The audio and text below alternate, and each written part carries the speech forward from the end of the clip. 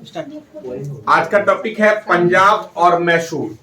पंजाब से यहाँ जो है घटना चक्र का जो क्वेश्चन दिया उसमें रंजीत सिंह को लिया गया है, लेकिन अगर पंजाब की बात करते हैं तो सिख को शामिल करके रंजीत सिंह को लिया जाता है। तो जो टॉपिक है उसी पर पहले चर्चा करते हैं। रंजीत सिंह से जो सवाल बनता है वो मुख्य रूप से 4 से 5 सवाल ही रंजीत सिंह से पूछा जाता है। रंजीत सिंह का संबंध सुकर चकिया मिस्र से हुआ था। इसके संस्थापक जो है इनके दादा फतेह सिंह थे। कहा जाता है कि जब 10वें सिख गुरु की मृत्यु हो जाती है तो आगे चलकर सिख जो है कई समवर्ग या कह सकते हैं कि कई समुदाय के रूप में विखंडित हो जाता है। इसी में एक वर्ग समुदाय कह सकते हैं वह था सुकर चकिया मिस्र। मिस्र का मतलब होता है एक समान और एक जैसा। यह एक अरबी भाषा का शब्द था। रंजीत सिंह यह एक धर्मनिरपेक्ष शासक थे।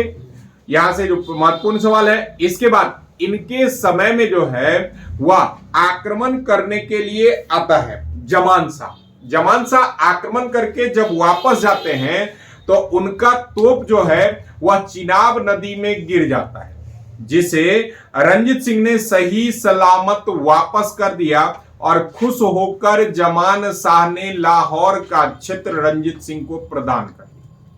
लाहौर का क्षेत्र देता है तो यहां से एक पॉइंट बनेगा कि रंजीत सिंह ने लाहौर का क्षेत्र प्राप्त करके जो है अपना राजनीतिक राजधानी यहां पर बनाया और धार्मिक राजधानी जो है वह अमृतसर।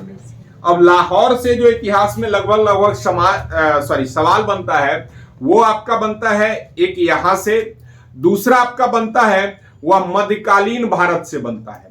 मध्यकालीन भारत से लाहौर को राजधानी इल्तुतमिश के द्वारा बनाया गया था। लाहौर कुतुबुद्दीन ऐबक और यहां से परिवर्तित कर इल्तुतमिश जो है दिल्ली ले गया था। दूसरा पॉइंट यहां याद रखना है कि यहीं पर लाहौर में ही जहांगीर की समाधि मौजूद है। यह 3 लाहौर से मुख्य रूप से सवाल बनता है। इसके बाद आगे बढ़िएगा तो रंजीत सिंह जो है सिख के 10वें गुरु और प्रथम गुरु गोविंद सिंह और गुरु नानक देव के नाम से सिक्का जारी किया। इसके बाद इनके राज दरबार में लगभग सभी धर्म के लोग ऊंचे पद पर रहा करते थे, जिसमें इस्लाम धर्म के लोगों को भी शामिल किया गया था। इसके अलावा इन्होंने उस समय में सबसे पहला सर्वोच्च न्यायालय, लेकिन वहां लिखा जाता है उच्च न्यायालय, स्थापित करने वाले शासक थे। अमृतसर की संधि इनके समय में होता है और त्रिदलीय संधि होता है। अमृतसर की संधि रंजीत सिंह और अंग्रेज के बीच किया जाता है। त्रिदलीय संधि में जमान शाह का पौत्र अंग्रेज और रंजीत सिंह रहते हैं। इसी संधि में लाहौर के बदले कोहिनूर हीरा रंजीत सिंह को प्रदान किया जाता है, जो आगे चलकर इनके पुत्र दिलीप सिंह ने उपहार स्वरूप महारानी एलिजाबेथ को प्रदान कर दिया। रंजीत सिंह से यही कुछ महत्वपूर्ण सवाल। दूसरा आपका मैसूर के साथ संबंध। हैदर अली मैसूर वंश के या मैसूर के उस समय जब बंदी बनाते हैं इक्तादार को, तो मैसूर संघ की स्थापना हैदर अली के द्वारा किया जाता है। हैदर अली जब अपने क्षेत्र का विस्तार करता है तो इनकी सीमा जो है वह अंग्रेज की सीमा से जा मिलता है, जो युद्ध का कारण बनता है। इन्होंने डिंडी गुल में आधुनिक शस्त्रागार का निर्माण किया। कुल 4 जो है वह आंग्ल मैसूर युद्ध संपन्न किया जाता है। पहला आंग्ल मैसूर युद्ध जो है वह हैदर अली विजय होते हैं, जिसमें करूर का क्षेत्र हैदर अली जो है अंग्रेज को देने से इनकार कर दिया। दूसरा आंग्ल मैसूर युद्ध में हैदर अली जो है वह पराजित होते हैं, या कह सकते हैं युद्ध लड़ते लड़ते इनकी मृत्यु हो जाती है। तब नेतृत्वकर्ता के रूप में इनके पुत्र टीपू सुल्तान आते हैं। तीसरा युद्ध षड्यंत्र का आरोप लगाया जाता है और षड्यंत्र का आरोप लगाकर श्रीरंगपट्टनम की संधि से तीसरा आंग्ल मैसूर युद्ध समाप्त हुआ। चौथा आंग्ल मैसूर युद्ध में जो है टीपू सुल्तान की मृत्यु हो जाती है और तब एक अबोध बालक को गद्दी पर बैठाकर मैसूर के साथ संबंध स्थापित करता है या सहायक संधि पर हस्ताक्षर करवाया जाता है और मराठा, अंग्रेज ये लोग आपस में मैसूर साम्राज्य को बांट लेते हैं। यहीं से एक सवाल बनता है, वो सवाल आपका बनता है कि टीपू सुल्तान एकमात्र ऐसा भारतीय व्यक्ति थे जिन्होंने फ्रांस की जो एक संस्था थी या क्लब कह सकते हैं, उस क्लब के जैकोबिन क्लब के सदस्य बनने वाले एकमात्र भारतीय थे। इसके अलावा टीपू सुल्तान इन्होंने श्रीरंगपट्टनम में स्वतंत्रता के वृक्ष को लगाया था। यही महत्वपूर्ण पॉइंट है। बाकी अब हम लोग क्वेश्चन के रूप में चर्चा करते हैं। पहला है रंजीत सिंह के राज्य में सम्मिलित था। तो रंजीत सिंह के राज्य में श्रीनगर था, क्योंकि यहीं पर हमने अभी कहा ही था कि चेनाब नदी में जो है जमान शाह का तोप गिरता है, तो श्रीनगर होगा, इसमें शामिल है।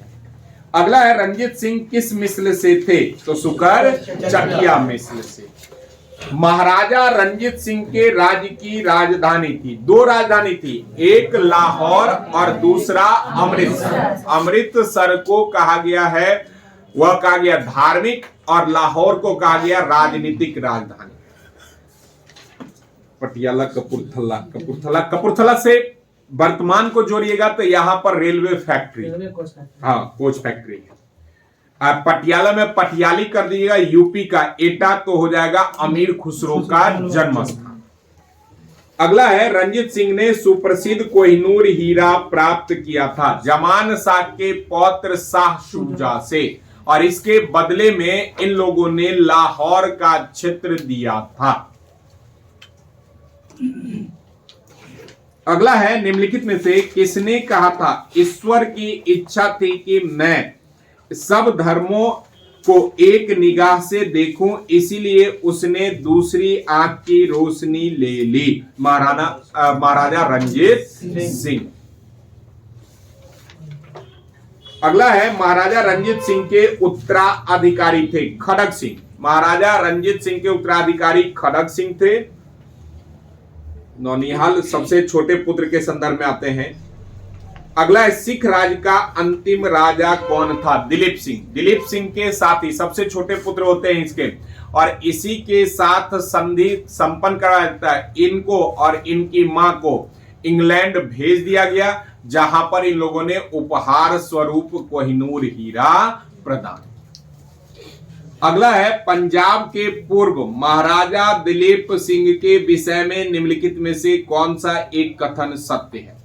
23 अक्टूबर 1893 को इनका निधन हो गया था, बिल्कुल सही है। नासिक में इसकी अंत्येष्टि नहीं, तो 1 नंबर हो जाएगा। सिख साम्राज्य का अंतिम शासक था, अभी पढ़े हैं, दिलीप सिंह। पंजाब के विलय के पश्चात पंजाब का शासन करने के लिए निम्नलिखित में से कौन 3 की परिषद का सदस्य नहीं था? H.M. इलियट और सन हेनरी लॉरेंस, ये दो सन हेनरी लॉरेंस और जॉन लॉरेंस इसके सदस्य थे। H.M. इलियट और रॉबर्ट मॉन्टगोमरी इसके सदस्य नहीं थे। पंजाब को जो है ब्रिटिश साम्राज्य के अधीन मिलाया गया है कब? पंजाब को 1849 में। यहीं से याद रखना है एक पॉइंट कि पंजाब का भूमि अधिग्रहण अधिनियम 1900 ईस्वी में लाया गया। 2 अधिग्रहण अधिनियम याद रखना है कि इसका एक छोटा नागपुर लाया जाता है भूमि अधिग्रहण अधिनियम 1906 ईस्वी में, जिसके अंतर्गत खुदकठी प्रथा को लागू किया जाता है और बेगार पद्धति को समाप्त किया जाता है। बिहार के संदर्भ में भी वो सवाल पूछा था, छोटा नागपुर काश्तकारी अधिनियम कब लाया? 1906, और पंजाब काश्तकारी तो 1900 ईस्वी। अगला है प्रथम आंग्ल मैसूर युद्ध जो 66 से 69 के बीच हुआ था, कौन जीता था? अभी बताए थे, हैदर अली जीता था। अगला है ब्रिटिश जनरल जिसने हैदर अली को पोर्टो नोवा के युद्ध में पराजित किया था? सर आयर कूट। सर आयर कूट। एक क्वेश्चन छूट गया। प्रथम अंक हो तो गया। कहा हमें नहीं है, छोड़ रहे हम क्या? नहीं सही है। अगला है वो है आपका टीपू सुल्तान ने अपनी राजधानी बनाई थी, अभी बताए थे श्रीरंगपट्टनम। मैसूर बंगलोर कंट्रोल। निम्नलिखित भारतीय शासकों में से कौन सा जिसने विदेशों में आधुनिक पद्धति से दूतावास स्थापित किया था? टीपू सुल्तान। अभी बताए थे जैकोबिन क्लब का सदस्य होने वाला एकमात्र। इसी का कथन था 100 दिन गीदड़ के समान जीने से अच्छा है एक दिन शेर के समान। अगला है वो है आपका पॉइंट, टीपू सुल्तान ने ब्रिटिश सेना को 1780 ईस्वी में हराया था पोल्लीर के युद्ध में। पोल्लीलूर के युद्ध में, और इसी युद्ध के बाद वह मारा जाता है। 1799 में टीपू सुल्तान, हैदर अली की बात हो रही है 80 में, 82, हाँ इसी युद्ध के बाद 82 में। अंग्रेज ने श्रीरंगपट्टनम की संधि किसके साथ किया था? टीपू सुल्तान। तीसरा युद्ध। डुप्ले के बारे में बताई थे, भारत में सहायक संधि का जन्म। हैदर अली प्रथम युद्ध जीतता है। नंदराज नहीं नंद कुमार कहिएगा तो वारेन हेस्टिंग जो है बंगाल के इसी नाम से व्यक्ति या ब्राह्मण को झूठे केस में फंसाकर मृत्यु दंड दिलवाए थे। नंद कुमार, वही जो 4 नंबर ऑप्शन है नंदराज इसमें दिया हुआ है। और 16 नंबर क्वेश्चन में चौथा ऑप्शन नंदराज क्या होगा? नंद कुमार वहां नाम है, मतलब को रिलेशन करने के लिए ऑप्शन के हिसाब से। तो वारेन हेस्टिंग जो है इसी नाम के व्यक्ति को बंगाल में ब्राह्मण थे, उनको झूठे केस में फंसाया जाता है और मृत्यु दंड दिलवाया जाता है। अगला, टीपू सुल्तान अंग्रेजों के साथ युद्ध में कब मारा गया? टीपू सुल्तान होगा तो चौथा 1799। अगला, निम्नलिखित में से कौन सा एक सुमेलित है? पहला पॉइंट है वो है प्रथम आंग्ल मैसूर युद्ध। हैदर अली पराजित हुआ नहीं, हैदर अली विजय होता है प्रथम आंग्ल मैसूर युद्ध में। द्वितीय आंग्ल मैसूर युद्ध, हैदर अली ने अंग्रेजों को पराजित किया। देखिए एक जगह पर तो पराजित करता है लेकिन आगे चलकर सर आयरकूट से हार जाता है, तो ये भी सही नहीं है। तृतीय, टीपू सुल्तान युद्ध जीतता है और अपना भूभाग अंग्रेजों को नहीं देता। नहीं, टीपू सुल्तान हार जाता है और आधा श्रीरंगपट्टनम युद्ध क्षतिपूर्ति के लिए 3 करोड़ रुपया देता है। तो चतुर्थ होगा तो यही सही होगा, टीपू सुल्तान पराजित किया गया और युद्ध के मध्य दिवंगत। अगला है इलाहाबाद की संधि 1765 में, ठीक। मंगलौर की संधि यह हो जाएगा 1784 ईस्वी में। सालबाई की संधि 1782 ईस्वी में, और बच गया आपका मद्रास की संधि तो 1769 ईस्वी में। सालबाई मद्रास हाँ, सालबाई हो जाएगा यहाँ पर महाराष्ट्र, मराठा के साथ होता है सालबाई की संधि। अगला है, बेगम समरू ने एक अति प्रसिद्ध चर्च का निर्माण कराया था, सरधना। निम्नलिखित कथनों में से कौन सा एक सही नहीं है? पहला है, अली मर्दान खान ने बंगाल में राजस्व कृषि पद्धति प्रारंभ किया था। नहीं, ये सही नहीं है, ये गलत है। महाराजा रंजीत सिंह ने लाहौर में तोपों का निर्माण, सही है। आमेर में सवै जयसिंह ने यूक्लिड, तो सवै जयसिंह को हम पीछे बताए होंगे, उत्तर मुगल काल में कहीं चर्चा किए होंगे कि इसको राजा की उपाधि देता है। कौन सा? कौन देता? औरंगजेब देगा, ये दिया था मोहम्मद शाह। आमेर क्या हो गया? उसके बाद मैसूर में टीपू सुल्तान ने सिंगेरी में देवी और शारदा मूर्ति, अभी बताए थे, बनाया था मंदिर। सही, एक गलत, हाँ एक गलत है, पहला नंबर। निम्नलिखित कथनों पर विचार कीजिए। पानीपत के तृतीय युद्ध में अहमद शाह अब्दाली ने इब्राहिम लोदी को पराजित किया था, गलत है। यह मराठों के साथ हुआ था 1761 ईस्वी में। तृतीय आंग्ल मैसूर युद्ध में टीपू सुल्तान की मृत्यु हो गई। सही है। सॉरी, टीपू सुल्तान। अगला है, प्लासी के युद्ध में सिराजुद्दौला की पराजय के लिए मीर जाफर अंग्रेजों से मिल गया था। ये सही है। तीन नंबर सही होगा, तो आंसर बी जाएगा। हो गया आपका एक चैप्टर समाप्त। इसमें कुछ था नहीं, मेडाइवल में चर्चा कर, सर यहाँ पे मेडाइवल कर देते हैं। एक और है, कौन है बोलिए ना। मेरिट करने वाला है। इसमें नहीं है, दे दीजिए, हम चर्चा कर देते हैं। इसीलिए बोलते हैं आधुनिक। इसमें निम्नलिखित में से कौन सा युग्म सुमेलित नहीं है? हेक्टर मुनरो बक्सर के युद्ध में था नेतृत्वकर्ता। लॉर्ड हेस्टिंग आंग्ल नेपाल युद्ध इसके समय में हुआ था और सुगौली या संगौली के युद्ध से संपन्न हुआ था। वो यादव की संधि आ रहे हैं, सुगौली या संगौली के संधि। इसी के बाद वहां का क्या कहते हैं, गोरखाओं को भारतीय सेना में शामिल करने की छूट दी गई। उसके बाद है लॉर्ड ब्लेजली, चतुर्थ आंग्ल मैसूर युद्ध। सही है। लॉर्ड ब्लेजली के समय में ब्लेजली बहुत सारे कार्य को संपन्न करता है। पहला पॉइंट ब्लेजली से वो है आपका कि विस्तारक, सहायक संधि का जनक, सहायक संधि विस्तारक, वास्तविक जनक आए हैं। इसके संदर्भ में वास्तविक जनक। बंगाल का अगला है लॉर्ड कर्नवालिस तृतीय आंग्ल मराठा। नहीं, लॉर्ड कर्नवालिस नहीं था तृतीय आंग्ल मराठा के टाइम में। लॉर्ड कर्नवालिस पुलिस सेवा का जनक, सिविल सेवा का जनक और अस्थायी बंदोबस्त 1793 में सर जॉन सोर के सहयोग से। ये वो दे दीजिए, मेडाइवल निकालिए लोग, ये बढ़ा दीजिए सवारी। दिल्ली सल्तनत में पहला वंश है वो है आपका गुलाम वंश। मध्यकालीन में गुलाम वंश को भारत में तुर्कों के द्वारा स्थापित सत्ता का पहला वंश माना जाता है। गुलाम इसका नाम इसलिए पड़ा क्योंकि कुतुबुद्दीन ऐबक जो है वह मोहम्मद गौरी के गुलाम। ममलूक शब्द इसके लिए प्रयोग किया जाता है। ममलूक शब्द इसके लिए, ममलूक का मतलब है वैसा गुलाम जिससे सैन्य कार्य संपन्न करवाया जाए।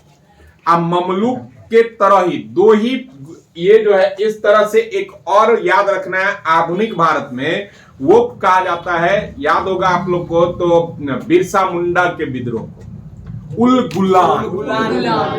यही दो जो है शब्द मुख्य रूप से याद रखना है। उस समय बिहार के संदर्भ में था, तो इसीलिए उल गुलान को, जिसका शाब्दिक अर्थ होता है हलचल, तो कहेगा कि किस आंदोलन या विद्रोह को उल गुलान के नाम से भी जाना जाता है, तो वो हो जाएगा आपका बिरसा मुंडा विद्रोह या मुंडा विद्रोह। अब ममलूक गुलाम का मतलब वैसा गुलाम जिससे सैन्य कार्य संपन्न किया जाए। दिल्ली सल्तनत जो है उसका मुख्य कार्यकाल कहिएगा दिल्ली सल्तनत के अंतर्गत, तो 1206 ईस्वी से लेकर 1526। और उसमें गुलाम वंश की बात करते हैं तो 1206 से 1290 तक गुलाम वंश का समय काल निर्धारित किया गया, जिसमें गुलाम वंश से 4 शासक ही ऐसे हैं जहां से मुख्य रूप से सवाल बनता है। उसी पर चर्चा कर देते हैं। तब पहला शासक है कुतुबुद्दीन ऐबक। कुतुबुद्दीन ऐबक को कहा जाता है गौरी का ममलूक गुलाम, इसीलिए गुलाम वंश के संस्थापक। इन्होंने लाहौर को राजधानी बनाकर अपने कार्य को संपन्न किया। यह स्वतंत्र शासक के श्रेणी में नहीं आते। कहा जाता है जैसे ही यह गद्दी पर आते हैं, अपने क्षेत्र को बचाने के लिए और क्षेत्र के विस्तार करने के लिए वैवाहिक संबंध का सहारा लेते हैं और इसके संदर्भ में अपना विवाह, अपने पुत्री का विवाह, बहनों का विवाह, वह चारों क्षेत्र में संपन्न कर देते हैं ताकि आसपास का राज्य से मैत्रीपूर्ण संबंध बना रहे। इन्होंने किसी प्रकार की उपाधि को धारण नहीं किया, जबकि गौरी से प्राप्त उपाधि जो है सिपह सलार और हातिम द्वितीय के उपाधि से ही यह व्यक्ति खुश था। इसको लाख बख्श कहकर संबोधित किया जाता है। लाखों में दान देने के कारण इसे लाख बख्श कहकर संबोधित किया गया। कुरान खां कहकर इसको संबोधित किया गया है। इन्हें संपूर्ण कुरान याद होने के कारण कुरान खां कहकर संबोधित किया जाता है। कहा जाता है इसने स्थापत्य कला के क्षेत्र में भी कई सारे कार्य को संपन्न किया है, जिसमें सबसे पहला नाम आता है वो आता है कुतुब मीनार। कुतुब मीनार से 4 शासक को याद रखना है। पहला, कुतुब मीनार की नींव जो है कुतुबुद्दीन ऐबक के द्वारा। दूसरा, यह बनकर तैयार हुआ इल्तुतमिश के काल में। तीसरा, इसकी मरम्मत कार्य को फिरोज शाह तुगलक और सिकंदर लोदी के द्वारा करवाया गया था। अक्सर आपसे सवाल पूछेगा, निम्नलिखित में से कौन सा ऐसा व्यक्ति है जिसने इस कार्य को संपन्न किया या कुतुब मीनार के निर्माण या पुनर्निर्माण में नहीं था? वहां ऑप्शन में हमेशा अलाउद्दीन खिलजी रहता है और आंसर वही जाएगा। इसलिए अलाउद्दीन खिलजी रहता है कि उसने भी कुतुब मीनार से बड़ा मीनार बनाने के लिए कह सकते हैं कि अपने बातों को रखा था और निर्माण कार्य को प्रारंभ किया, पूरा नहीं कर सका था। इसीलिए अक्सर ऑप्शन में वही व्यक्ति रहता है। इसके बाद 2.5 दिन के झोपड़े का निर्माण कराया, जो आपका बीपीएससी का प्रीवियस ईयर क्वेश्चन है। 2.5 दिन का झोपड़ा है एक मस्जिद। 2.5 दिन के झोपड़े का निर्माण इनके द्वारा करवाया था और आगे चलकर चौगान या पोलो नामक खेल खेलते हुए इनकी मृत्यु हो गई और इनको लाहौर के समीप ही जो है दफनाया गया है। इसके बाद दूसरा नाम याद रखना है, इल्तुतमिश से सवाल बनता है। इल्तुतमिश वास्तविक संस्थापक, कहीं कहीं कुतुबुद्दीन ऐबक नहीं रहते ऑप्शन में तो संस्थापक में भी इनका नाम दे दिया जाता है। शुद्ध अरबी सिक्का जारी करने वाला, इक्ता व्यवस्था को जारी करने वाला। इसके अलावा कहिएगा तो इन्हीं के समय में जो है वह मंगोल नेता चंगेज खां भारत आया था, जिसको इनका समकालीन कहा जाता है। इसी तरह से सवाल पूछेगा, पहला मंगोल आक्रमण किसके समय में हुआ था? तो इल्तुतमिश के समय में। इसके अलावा इन्होंने कुतुबी कहा गया है कुतुबुद्दीन ऐबक के समर्थक। इन लोगों को परास्त करने के लिए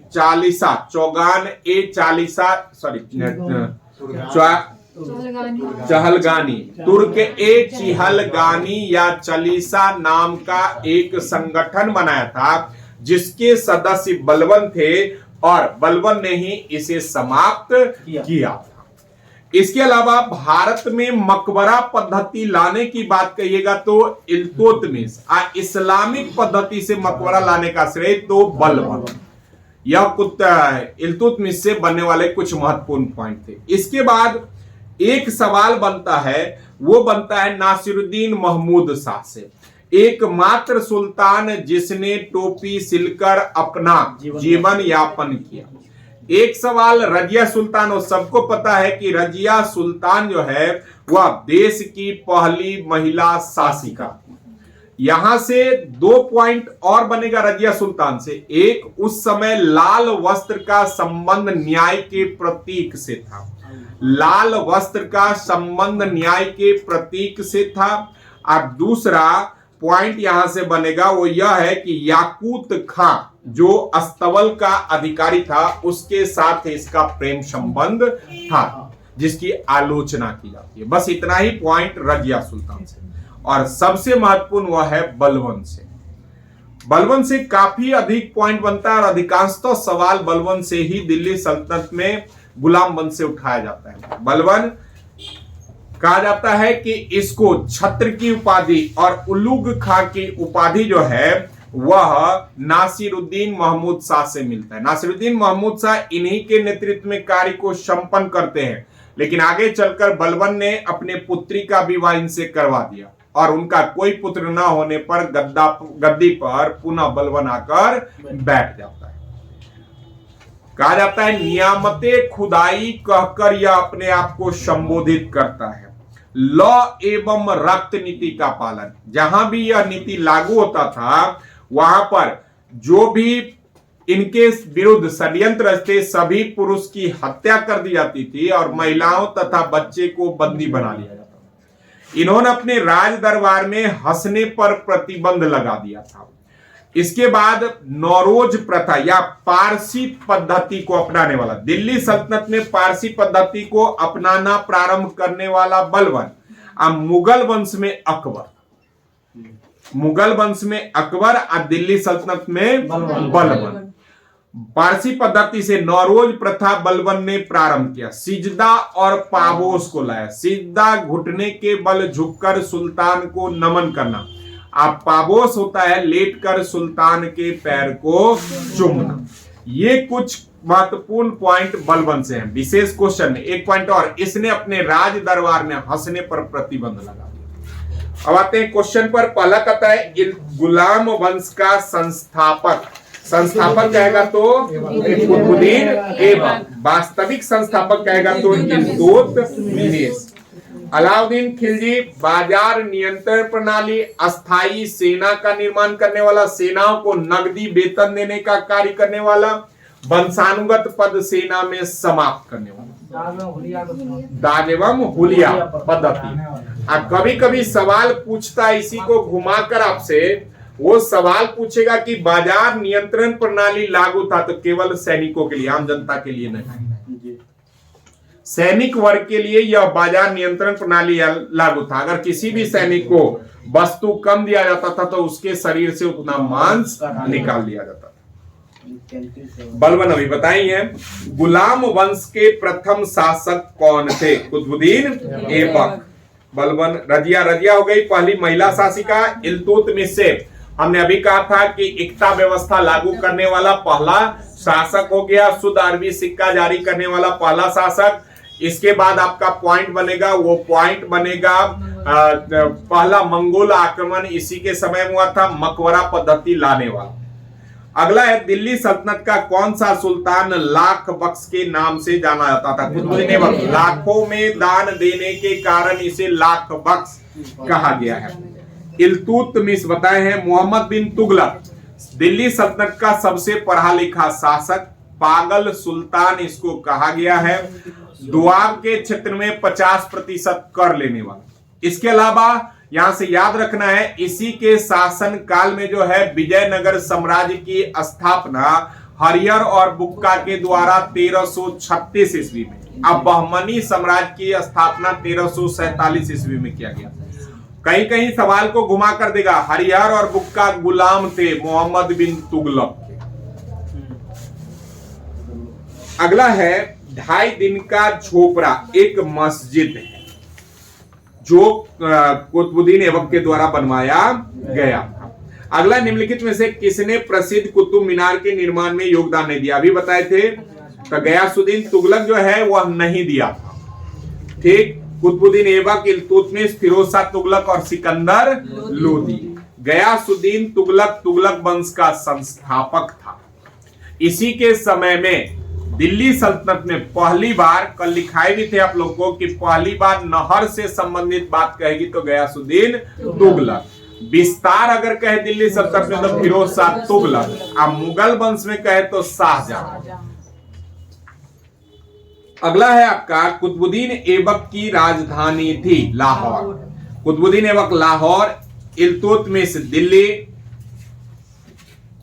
सुल्तान कुतुबुद्दीन ऐबक की मृत्यु कैसे हुई? चौगान नामक खेल खेलते हुए घोड़े से गिरने के कारण। निम्नलिखित में से किसने दिल्ली को सल्तनत की राजधानी के रूप में स्थापित किया था? इल्तुतमिश। अगला है आपका दिल्ली का वह प्रथम सुल्तान कौन था जिसने नियमित सिक्के जारी किए तथा दिल्ली को अपने साम्राज्य की राजधानी बनाया था? इल्तुतमिश। सिक्का से फिर दोहरा देते हैं जो सवाल बनता है एंशिएंट से लेकर मेडाइवल तक। अगर सिक्का शब्द में सर्वप्रथम शब्द जुट जाए, जैसे सबसे पहले सोने का सिक्का, सबसे शुद्ध सोने का सिक्का, सबसे पहले सोने का सिक्का, लेखायुक्त सिक्का, शासकीय सिक्का, सबसे पहला शब्द जुट जाए हिंद यूनानी। भारत का सबसे प्राचीन सिक्का कहे तो उसको आहत या पंचमार्क कहा जाता था। उसी को साहित्य में करशापन कहा जाता था और यह चांदी का टुकड़ा होता था।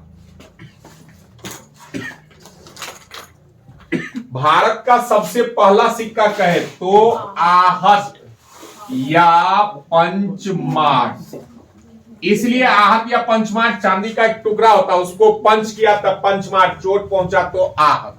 साहित्य में इसको कहा जाता है करशापन। साहित्यिक में यह चांदी का होता था और साथ ही साथ कहा जाता है इस पर पेड़ पौधा या कह सकते हैं खनिज से संबंधित चीजों को दर्शाया जाता था। इसे ही कहा जाता है 600 ईसा पूर्व का सिक्का। और 600 ईसा पूर्व को ही दो ही सवाल बनता है, एक यह कहेगा सबसे प्राचीनतम सिक्का, दूसरा 600 ईसा पूर्व को बुद्ध युगीन काल भी कहकर संबोधित करते हैं। यही 2 पॉइंट 600 से बनेगा, बुद्ध युगीन काल। हो गया। अगला पॉइंट जो है सिक्का से वह बनेगा आपका सबसे शुद्ध सोने का सिक्का कुषाण वंश। सबसे शुद्धता की बात हो तो कुषाण। इसके बाद आप आ जाइए तो सबसे अधिक की बात हो, अधिक तो गुप्त वंश। सीसा पोटिना, गुप्त से याद करिएगा, गुप्त से याद रखना है, सबसे अधिक कहता है, लेकिन चंद्रगुप्त द्वितीय जो है विक्रमादित्य चांदी का सिक्का जारी किया था। विक्रमादित्य चांदी का सिक्का, गुप्त से यही 2 पॉइंट। सीसा और पोटीन सातवाहन वंश के द्वारा। मध्यकाल में आ जाइए मध्यकाल में सिक्का तो एक हो गया इल्तुतमिश जो अभी बताएं, शुद्ध अरबी सिक्का। इसके बाद सांकेतिक मुद्रा या चमड़े का सांकेतिक मुद्रा तो मोहम्मद बिन तुगलक। सांकेतिक शब्द जुड़ा हो तो मोहम्मद बिन तुगलक, चाहे उसमें चमड़ा लगा हो या कुछ। आप इसके बाद जब आगे बढ़िएगा तो अद्धा एवं बिक,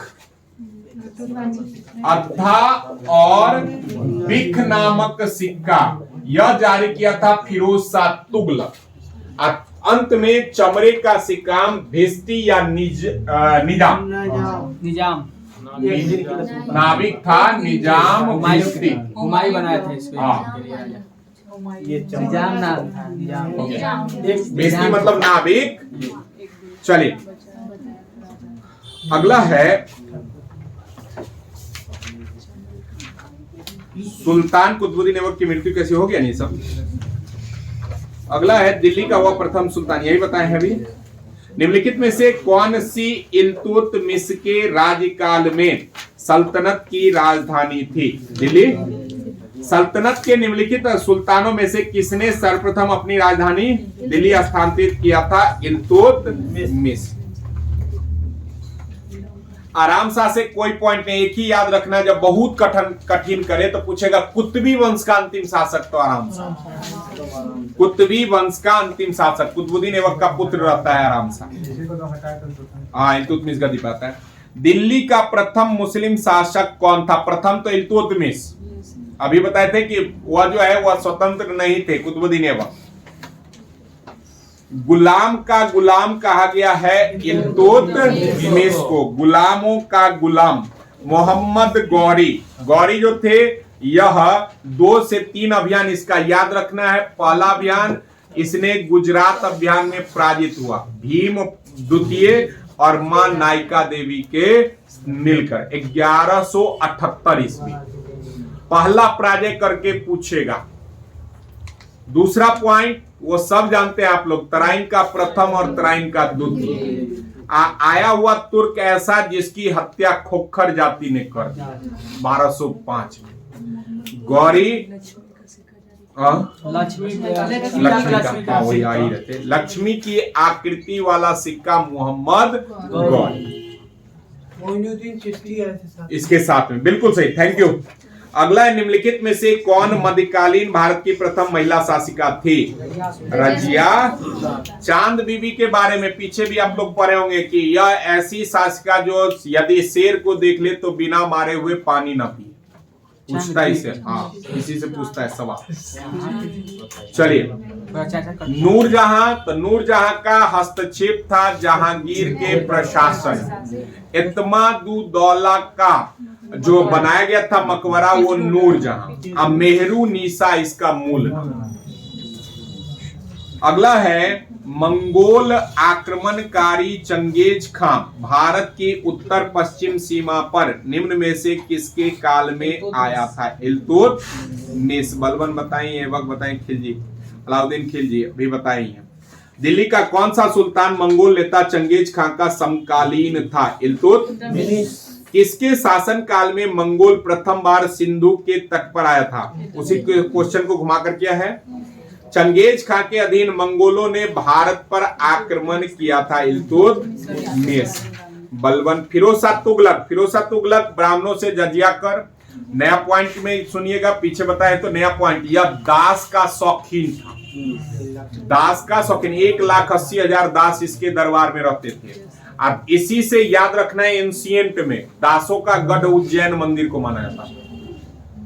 ठीक, इसके बाद आ जाइए पुनः इस पर फिरोज शाह तुगलक 300 बाग का निर्माण करवाया था, जिससे पूछेगा सवाल किस शासक के समय में दिल्ली में अंगूरों के दाम में कमी हो गया? 1200 बाग। अच्छा, 300 नए शहर का, नगर का, जिसमें एक नाम याद रखना है जौनपुर, जो अपने भाई जौनपुर अपने भाई मोहम्मद खां, जिसका मूल नाम था जूना खां, उसी के याद में बनवाया था। और जौनपुर को पूर्व का सिराज कहा जाता है। पूर्व का सिराज जौनपुर को। फिरोज शाह इल्तुतमिश, मोहम्मद बिन तुगलक बता ही दिए। अगला है चंगेज खां का मूल नाम था तेमुची। तेमुची। अगला है इल्तुतमिश ने बिहार में अपना प्रथम सूबेदार मल्लिक जानी को बनाया था प्रथम सुल्तान। रजिया बेगम को सत्ताच्युत करने के में किसका हाथ था? तुर्कों का। सरदार लोग ही नहीं चाहते थे कि रजिया सुल्तान गद्दी पर आए। पंजाब का उस समय का जो प्रांतपति था सुबुक्तगीर नहीं, अल्तुनिया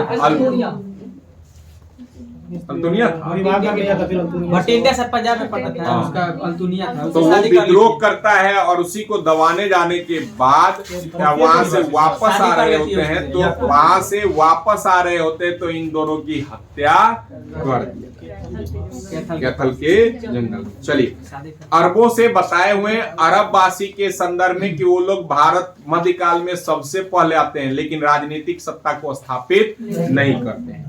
सबसे पहले राजनीतिक सत्ता को स्थापित तुर्क लोगों के द्वारा, अफगानी सत्ता की स्थापना मुगलों के द्वारा किया जाता है। चलिए, दिल्ली के सुल्तान बलबन का पूरा नाम था गयासुद्दीन बलबन। अगला है दिल्ली के किस सुल्तान के विषय में कहा गया है कि उसने रक्त और लौ में रक्त बलबन के कारण? फिरोज खिलजी बताइए। उसके बाद दिया है कि 2 वक्तव्य दिया गया है। दूसरा, पहला कहता है बलबन ने अपने शासन को शक्तिशाली बनाया और सारी सत्ता अपने हाथ में केंद्रित कर लिया। बिल्कुल सही है। दूसरा कहता है यह उत्तर पश्चिम सीमा को मंगोल आक्रमण से सुरक्षित किया। दोनों सही है। अपनी शक्ति को समेकित करने के बाद बलबन ने भव्य उपाधि धारण किया था। जीले इलाही होगा, और दीने इलाही चले जाएंगे तो अकबर के कारण। निम्नलिखित में से किसने भारत में प्रसिद्ध फारसी नौरोज प्रथा भी बताए थे? बलबन। और मुगल वंश में अकबर। अगला, निम्नलिखित में से कौन सा कथन बलबन के संदर्भ में सही नहीं है? पहला, उसने नियामते खुदाई का सिद्धांत प्रतिपादन किया, सही है। उसने इक्तादारी व्यवस्था नहीं, इल्तुतमिश, तो बी नंबर हो जाएगा। तुर्काने चियलगानी प्रभाव समाप्त करने वाला, सही है। उसने बंगाल में विद्रोह को दमन किया, सही है। निम्नलिखित सुल्तानों में से किसने गढ़मुक्तेश्वर की मस्जिद की दीवारों पर अपने शिलालेख में स्वयं को खलीफा कहा था? बलबन। कैकुबाद जो है, कैकुबाद और क्यूमर्स, ये लोग इस वंश के अंतिम शासक के रूप में आते हैं। हो गया, खत्म पूरा। दीने इलाही किसको बोले सर?